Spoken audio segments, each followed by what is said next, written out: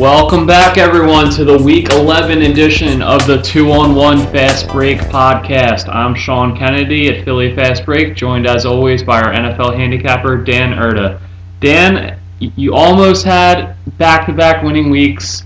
You're trying to get back over that hump, back to 500, but a couple games went against you last week. We're going to go over that full slate, 2-2. Week 10 for you. What were your thoughts about the Week 10 action in the NFL? I'm very happy that I only played 4 games, and I'm happy I played the games I did. I think 3 underdogs covered the entire week, 1 Thursday night, and then 2 on Sunday. Other than that, it was all favorites. It was all road favorites. And for the most part, I was able to avoid what was a disastrous week for a lot of cappers. So you know what? I was 2-2. Could have been 2-1 if I didn't get greedy and add the Jaguars late into the weekend. But I'll take 2-2 in a weekend where it looks like a lot of people lost a lot of money. Didn't that Cleveland game count for about 5 wins though? Because I think they stole a little bit of Andy Dalton's dignity. They did. They left it out on the field that night. They did. We were just talking about the movie Like Mike, where Bow Wow gets those shoes that makes him a good player, and then he loses them. Andy Dalton looked like he didn't have the shoes. I'm shocked they've never made an NFL version of that movie. How have they not? They made 900 Air Bud movies where he plays all different sports. How are they not going to do a Like Mike thing or something? Who would they make it about? Like Peyton. I think it has to be a skill player. You know, maybe like Peyton Manning, or like Manning. No, I know, but I mean not like a quarterback, because the whole premise is that he loses his like athleticism and like running ability and all like what they're gonna say. Peyton stopped making good decisions with the ball, or yeah, right. It's not like he has no arm strength. Yeah. And it doesn't look like Peyton can throw 20 yards downfield anymore. Well, he couldn't do that last week either, or the last 2 years of his career. Good news is, whenever they did decide to make this movie, they can use Andy Dalton as the stunt double for when he loses his talent. That's true. He does look like your everyday Joe, the Red Rifle himself. But all right, let's go into the Week 10 plays that you had. You mentioned it already, so we'll dive into that one. The Cowboys-Jacksonville game. You added that as a late play in the week.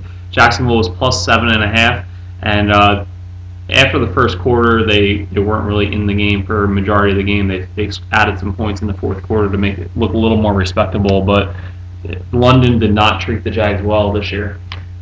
I love this play. I thought they had a legitimate chance to win the game outright, and it was a horrible play. The Jaguars are just that bad.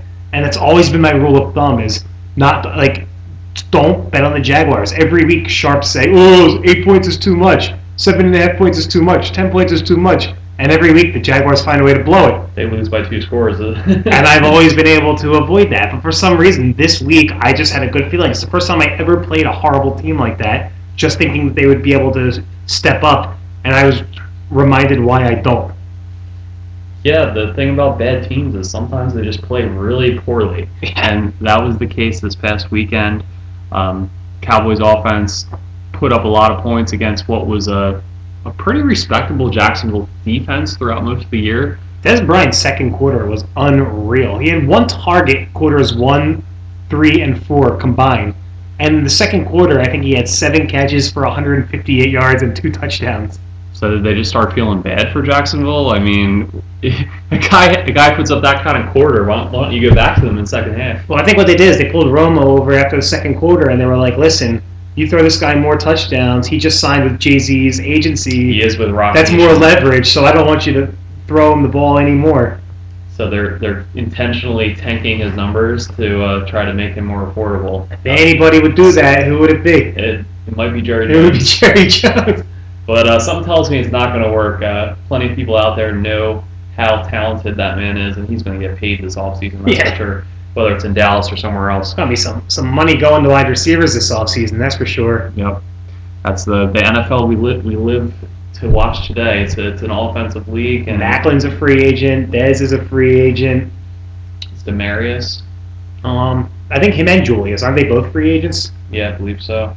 So some decisions for a lot of management groups across the league of whether these guys are the elite talent that they're going to get paid like, or whether it's just the offensive product schemes. of the offenses. Yeah. But not a win for you there with Jacksonville plus 7.5. We'll knock the other loss of Week 10 out of the way for you, and that was Tampa Bay. You're backing them as a slight dog, and they lost by 10 to Atlanta, 27-17. The return of Josh McCown was not enough for you, Dan. They were in the game late. It wasn't a complete blowout. Tampa Bay absolutely had a chance to cover the spread. They had a chance to win the game, but they didn't because Josh McCown is terrible, and this team is a mess. They couldn't get anything with the running game going. I was hoping that maybe having Charles Sims in the backfield would add a little bit of a spark to them. Mike Evans continued to be a beast. That guy is the one bright spot going on in that organization right now. But man, I don't understand. These guys who coaches seem to go to, like Sean Hill this week, Josh McCown last week, what do they think they're accomplishing by going to these guys? It's like zero upside whatsoever. Yeah, that's the problem with coaches not having the kind of job security that other professions might. A lot of times they act out of their own self-interest because as much as it might benefit a team to play young guys and just see what they have in them, sometimes at the end of the day they just go with the veterans because a 6-10 record looks a hell of a lot better than a 2-14 one, and that might be the difference between them being employed the next season and then not being out on the job market. Well, if they have any brains in Tampa Bay, Lovie Smith will not be employed next season, even if Josh McCown wins all the rest of the games. Which I don't think that's going to happen. I think that would be a bet if the books were offering. Will Josh McCown lead the Buccaneers to it? You know, there's 3 games out of first place right now. If there's any division for a team that has Tampa's record right now to make a late charge, it would be the NFC South because that division is in shambles. You know what they should do right now? Tampa Bay should do this right now. Secede. Tebow! You think he's in shape? You think Tebow! He's staying in shape while he's working on the SEC network there? But if there's anyone who's ever going to bring a team from 1-8 to the playoffs, it could be. He's done it before, so I can't argue with history. And he might actually be better than Josh McCown. And he might be better than Mike Glennon and Josh McCown put together. Who knows? It won't rely on his arm strength. He could just stiff arm his way through every bit of the defense every time down the field like he used to for Denver. I was talking about that the other day. This generation of NFL fans is being robbed of the Tebow experience. Just because they didn't see the one season he actually got the performance. No, I'm saying even the people got to see that, and then other people just decided, oh, this guy wins all these games. It doesn't matter. I still don't like the way he looks, so he can't play anymore. So, are we part of this generation? Yes, we are. Okay. I just thought you meant the people that missed the kids growing up that never even got to see the one season. I officially sound like Skip Bayless right now. Yeah, that he does bang the Tebow drum as hard as anybody. But I don't know if that's quite the answer for Tampa, but it's certainly not Josh McCown, and we saw that last week. Did anything Atlanta do make you think differently about them, or was that just against a terrible Tampa team? I mean, they took care of business. They went in there with a team that was thirsty for revenge after the embarrassment earlier in the season, and they took care of business. And we made a joke about Tampa Bay being in playoff contention, but Atlanta is realistically in playoff contention right now. About one game out of first right now. They got to change that rule, and they have the tiebreaker on New Orleans right now.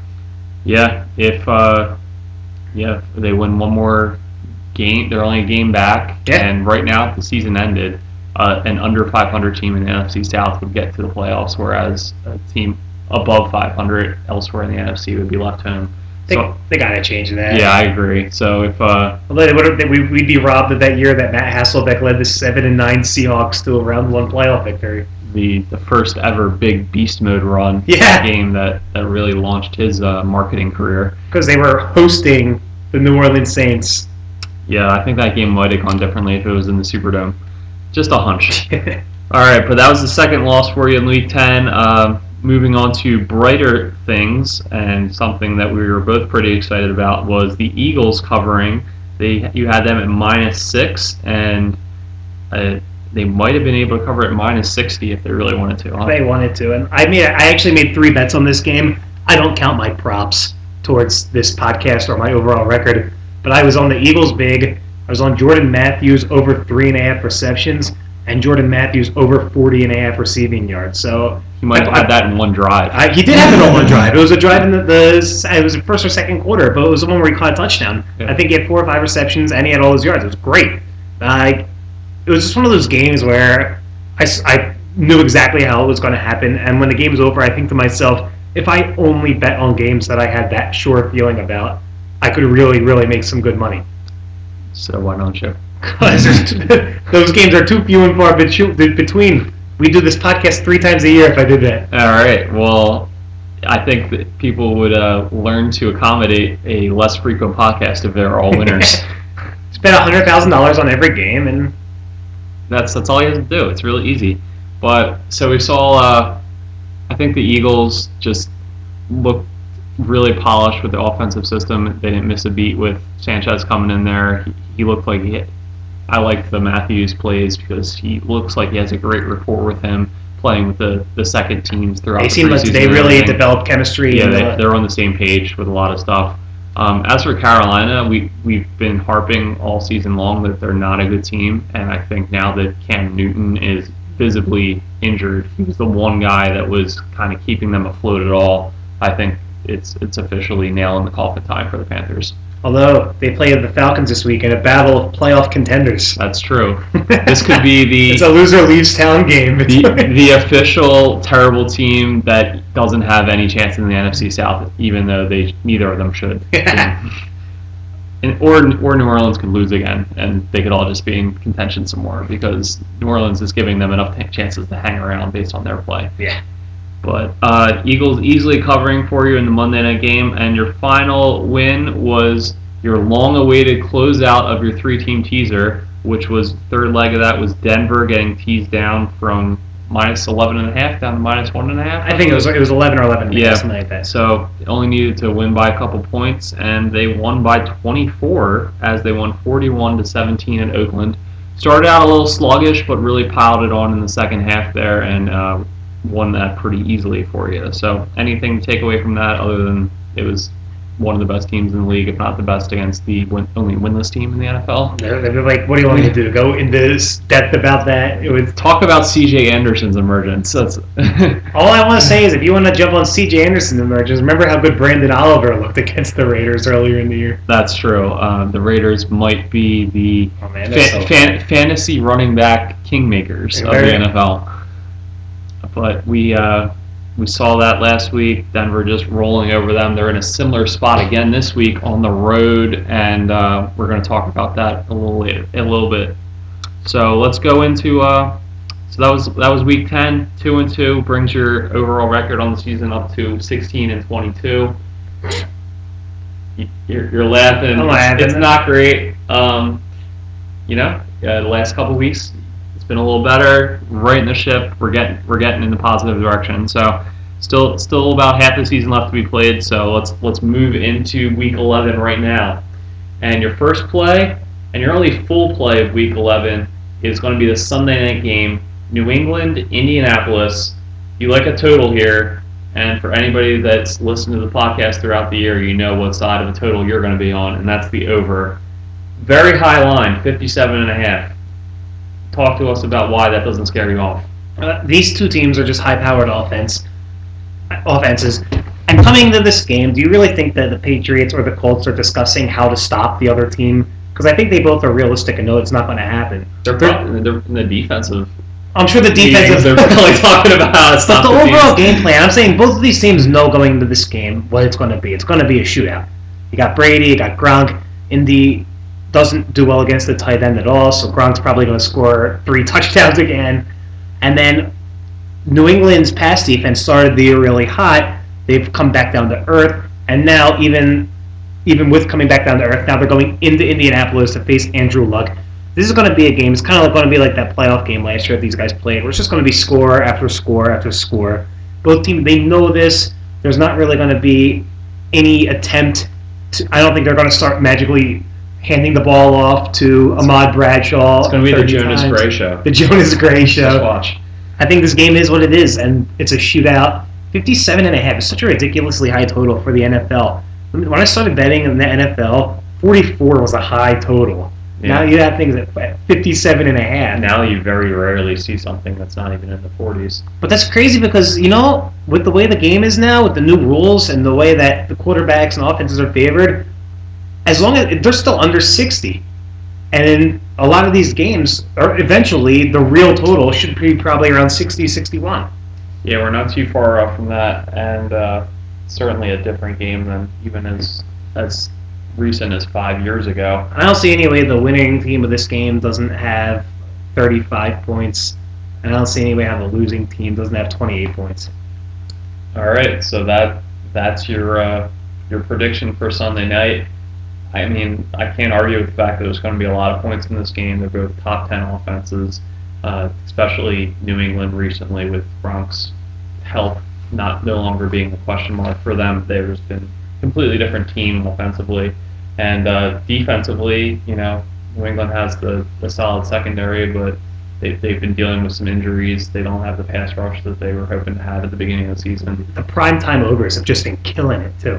That's true. And, on the turf in Indianapolis, indoors, so you don't have to worry about fast-paced game. any weather factor. And I agree that, 57.5 is a lot of points, but as a floor, each of these teams are going to be in the 20s.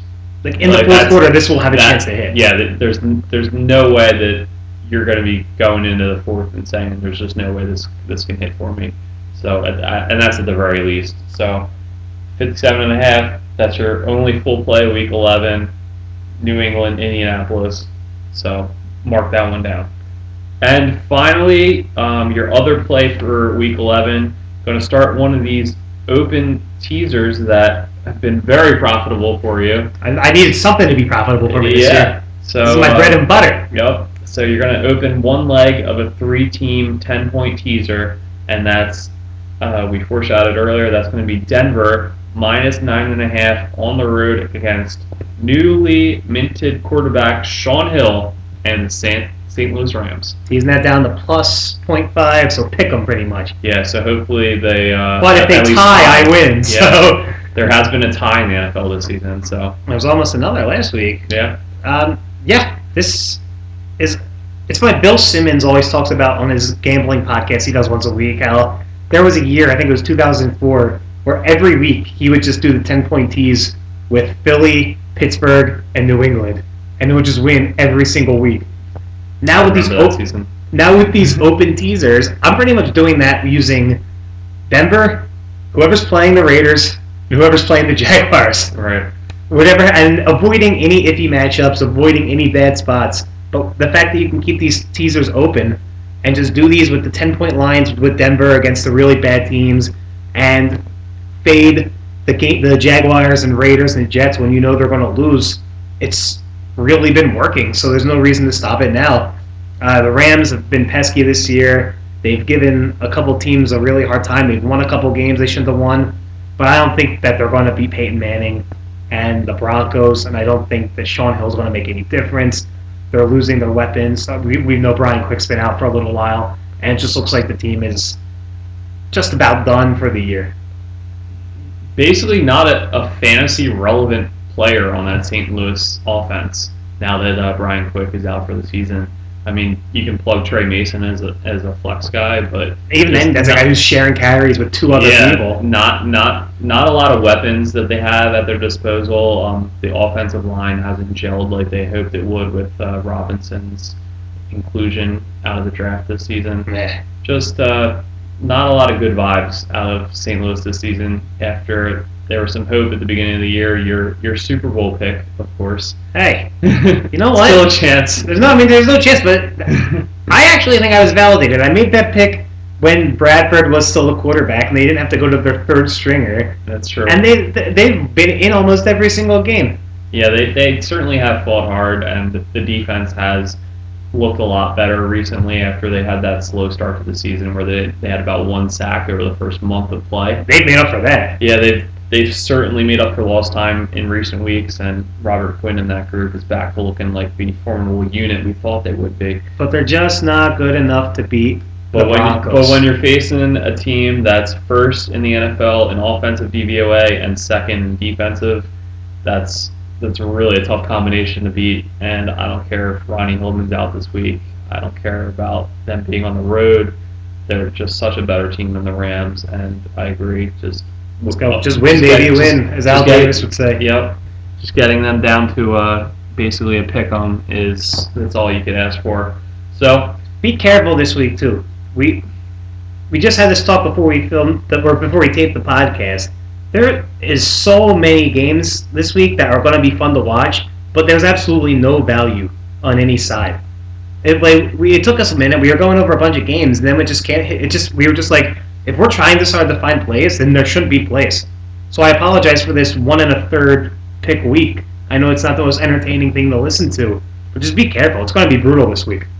And if it's not the most entertaining thing to listen to, tell us how it should be more entertaining. We'll send us a question or comment via Twitter or Facebook. Next week, I'm just going to sing the Too Many Cooks song for the whole podcast. We're just going to play that on loop 2 times until your ears bleed, and you look like the surrealist serial killer that's in the credits font by the end. I'm actually a guy that plays Coat.